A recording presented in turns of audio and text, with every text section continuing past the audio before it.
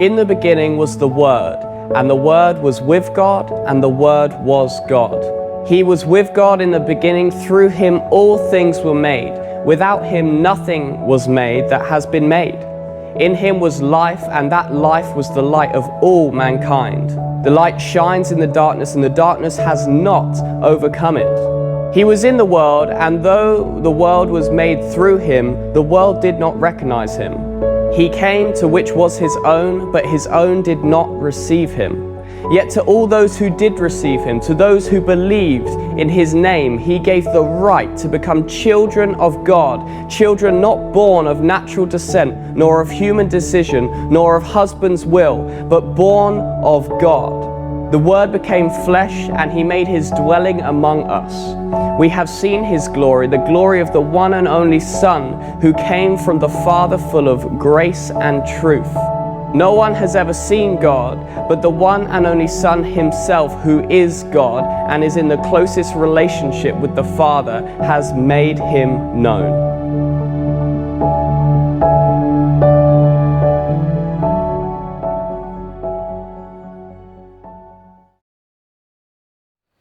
My dear friends, Christmas season is on. Just 9 days and we'll be celebrating the beautiful feast of the birth of our Lord Jesus. In the Gospel of John, in the beginning was the Word, and the Word was with God, and the Word was God. He was in the beginning with God. All things came into being through him, and without him not one thing came into being. What has come into being? In him was life, and the life was light for the people. My dear friends, this for St. John was a Christmas story, and it is all set in the context of creation in the beginning. Creation is not an event of the past, but an ongoing life of God with his people. St. John echoes and continues the Genesis story of creation. In the beginning, God said, "Let there be." And there was light, there was sky, vegetation, living creation, and the waters, the birds in the air, living creatures from the earth, and humankind in the image of his likeness. Christmas is God continuing to give life to his people. And the Word became flesh and lived among us. Christmas, says St. Gregory of Nyssa, is a festival of recreation. It is God giving life to his own people. It is as if God saying to each one of us, I want humanity to see my face.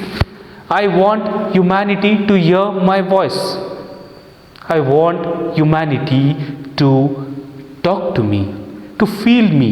I want humanity to eat my body. I want to live their life. This is God in the flesh, the divine, human, holy humanity. The festival of recreation is God's celebration of humanity. It is God entrusting God's self to human flesh, to you and to me. My dear friends, this Christmas story is well depicted in the Christmas cribs that most of us are busy in preparation. These Christmas cribs have been prepared in the churches, in the homes, in the houses, in the common localities of the societies. We are all well aware that there are competitions held at some places.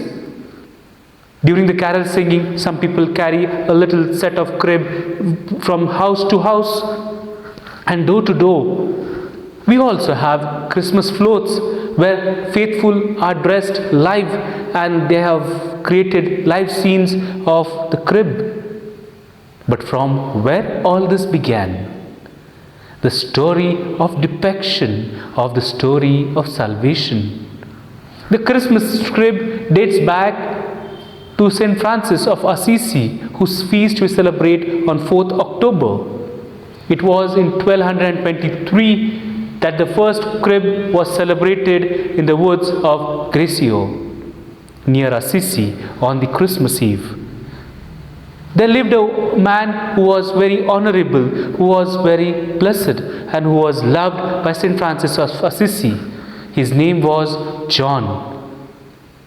And one beautiful day, St. Francis calls him and says, just 2 weeks before Christmas, and said to him, if you desire that we should celebrate Christmas together with all the people, go quickly, prepare what I tell you.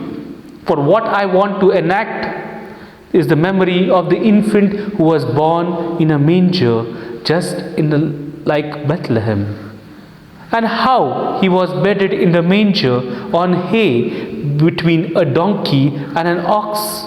I want to see all this with my own eyes. The good and faithful man departed quickly and prepared everything just as St. Francis of Assisi had asked for. The saint of Francis Assisi called everybody. The friars who had come from the neighboring communities gathered together with St. Francis of Assisi, and also the men and women of the neighborhood. They bought candles and torches to brighten the night. St. Francis arrived and saw that everything was prepared very well. The crib was ready, hay was brought, the ox and the donkey were laid on the spot. Greccio became a new Bethlehem. The crowds gathered and rejoiced in celebration. Solemn mass was sung. St. Francis Assisi, dressed in the deacon's vestments, sang the beautiful gospel and narrated the Christmas story. Then he preached the delightful sermon to the people. It is recorded that after the Mass, St. Francis Assisi went to the crib and stretched out his arms as though the hope child Jesus was born in that place. And with all his intensity and devotion, the babe appeared, and the empty manger, which was prepared by the devout person, was filled with radiance of the newborn King. This idea of St. Francis of Assisi bringing Bethlehem to one's own town spread quickly all over the Christian world. And soon there were Christmas cribs in the churches and in the homes. There's another story to this. The Moravian Germans brought this custom to the United States. They called it Putz. The oldest picture known of nativity scene dating from about 380, that was in a wall decoration in a Christian family's burial chamber discovered in Roman catacombs of St. Sebastian in 1877. My dear friends, this popularity of living nativity scenes gave rise to another custom, reacting the birth scene with figures. By the 16th century, many churches out throughout Italy, Germany, and all the European countries presented nativity scene as the type of Christmas time. Some French churches adopted this custom well. And in the 17th century, each family, whether poor or rich, tried to make their own Christmas cribs, their own Christmas statues, and with the beautiful backdrops, with the beautiful original village scenes. My dear friends, this custom continued, and today we all put Christmas cribs in our own houses, in our own families. This Christmas crib is not only the birth, representing the birth of our Lord Jesus, but it is also reuniting us as one family in the society we stay, in the churches we stay. Youth groups come together as sacrificing their time, their energy, and they come together to prepare these nativity scene. My dear friends, perhaps we might make elaborate scenes of Christmas, big statues we'll put outside our churches, outside our homes, or outside our societies.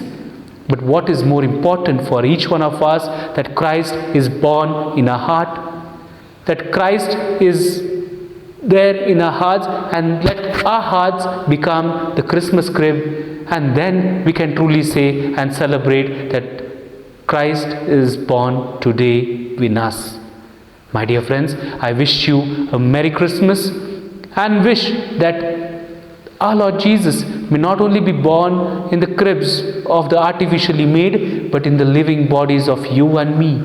And then we'll say, Christ was same in the beginning, and we are part of that recreation.